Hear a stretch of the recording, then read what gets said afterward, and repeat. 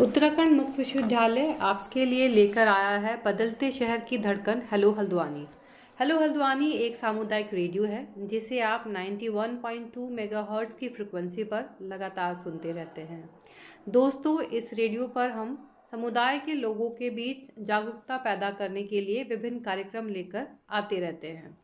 ऐसे में यह रेडियो विश्वविद्यालय से जुड़े शिक्षार्थियों की जानकारी के लिए लगातार विभिन्न कार्यक्रम लाता रहता है।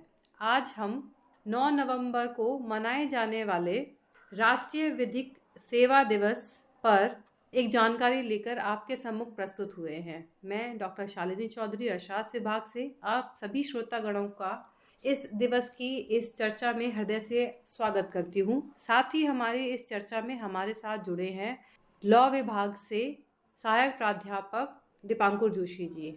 आइए अब हम जानते हैं दीपांकुर जोशी जी से कि राष्ट्रीय विधिक सेवा दिवस क्यों मनाया जाता है। नमस्कार सभी श्रोताओं को और सभी विद्यार्थियों को, शिक्षार्थियों को और हमारे इस रेडियो को सुन रहे सभी लोगों को। देखिए, आज हम राष्ट्रीय विधिक सेवा दिवस मना रहे हैं और 9 नवंबर एक महत्वपूर्ण तिथि है इस दिवस को मनाने की। दरअसल हमारा जो संविधान है उसमें एक बड़ा इंपॉर्टेंट प्रावधान है जो कि 39A ये कहता है कि प्रत्येक नागरिक को विधिक सहायता मिलनी चाहिए, यानी कि लीगल एड मिलनी चाहिए। अगर उसके पास संसाधन नहीं भी हैं तो उसको न्याय पाने से वंचित नहीं किया जा सकता। उसी से लेकर के शक्ति एक अधिनियम जो है बनाया गया, एक एक्ट बनाया गया जिसको कि लीगल सर्विसेज अथॉरिटीज़ एक्ट 1987 कहते हैं। और 9 नवंबर 1995 को इसको हमारे संसद ने पास किया और इसके बाद 5 दिसंबर 1995 को national legal services authority establish हुई। तो ये दिवस खास तौर पर लोगों में एक अवेयरनेस पैदा करने के लिए कि क्या क्या विधिक उनके पास सहायता है, क्या क्या सर्विसेज हैं, ये दिवस हम लोग मनाते हैं। दीपांकुर जी, अब हम जानना चाहेंगे कि विधिक सेवाएं कौन कौन सी होती हैं जिनके बारे में हम सभी श्रोतागण को जानकारी होनी चाहिए। देखिए मैम, विधिक सेवाएं मुख्य रूप से आप कह सकती हैं कि जो भी हमारे ऐसे वाद या विवाद, ऐसे डिस्प्यूट्स जो कि किसी भी न्यायालय में या किसी भी कोर्ट में या किसी ट्रिब्यूनल में लंबित होते हैं, उसके संबंध में जब कोई जानकारी या कोई एडवाइस जिसको आप कह सकते हैं वो दी जाती है, विधिक एडवाइस दी जाती है, तो वो इसकी परिभाषा में आती है, लीगल सर्विसेज के अंतर्गत कवर होती है।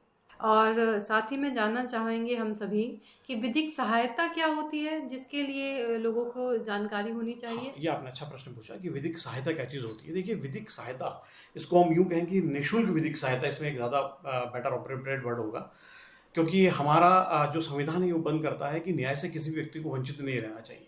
इसलिए जो निःशुल्क विधिक सहायता उसका प्रावधान किया गया है। ऐसे लोग जो कि नीडी हैं, इंडिजेंट हैं, जिनके पास संसाधन नहीं है, आर्थिक संसाधन है, कमज़ोर वर्ग के लोग हैं, तो उनको निःशुल्क विधिक सहायता उपलब्ध कराने का प्रावधान किया गया है।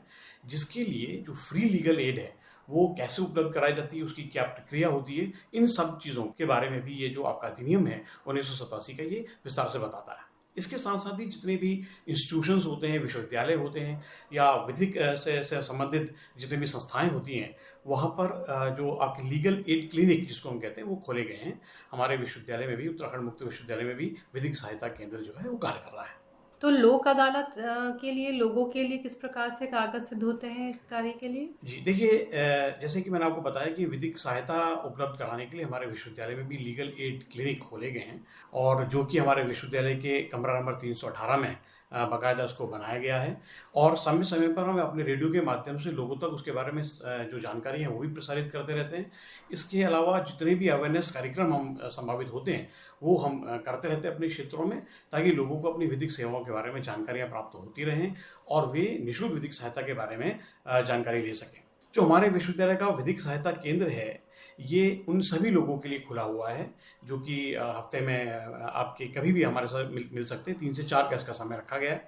खास तौर पर जो आपके पात्र व्यक्ति हैं वो कौन कौन से होते हैं, अगर आप ये पूछना चाहें तो इसमें जो अनुसूचित जाति और जनजाति के सभी नागरिक इसके अंतर्गत आते हैं। संविधान के अनुच्छेद 23 में वर्णित मानव दुर्व्यवहार या बिगाड़ से शिकार व्यक्ति इसके अंतर्गत आते हैं जो विधिक सहायता प्राप्त कर सकते हैं।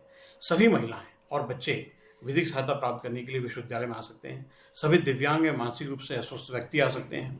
बहुविनाश जाति हिंसा से प्रभावित व्यक्ति आ सकते हैं, या औद्योगिक क्षेत्रों में काम करने वाले जो मजदूर वर्ग हैं वो भी हमारे से निःशुल्क विधिक सहायता प्राप्त करने के लिए आ सकते हैं। इसके अलावा जेल, कारागार, संरक्षण गृह से जो लोग जुड़े हुए हैं वो ऐसे सभी व्यक्ति जिनकी समस्त स्रोतों से वार्षिक आय 3 लाख रुपए से कम है, वो भी विश्वविद्यालय में आकर के हमसे निःशुल्क विधिक सहायता प्राप्त कर सकते हैं। मुख्य रूप से जो हमारा ये विधिक सहायता केंद्र है, ये किस प्रकार से लोगों की मदद करता है अगर आप ये पूछें तो हम लोगों को निःशुल्क विधिक सहायता कैसे प्राप्त की जा सकती है और लीगल सर्विसेज अथॉरिटीज उनको कैसे मदद कर सकते हैं, इसके बारे में मार्गदर्शन देने का कार्य करते हैं। और हो सकता है कि कुछ ऐसे मैटर्स भी हमारे पास आते हैं जिनको हम अपने लेवल पर शॉर्ट आउट कर सकते हैं, तो उस वजह उनकी मदद करते हैं। सर, मैं इसके साथ साथ जानना चाहूँगी कि विधि विभाग अपनी अगली इस श्रृंखला में किस किस विषय पर चर्चा करने के लिए हम दोबारा जुड़ेंगे?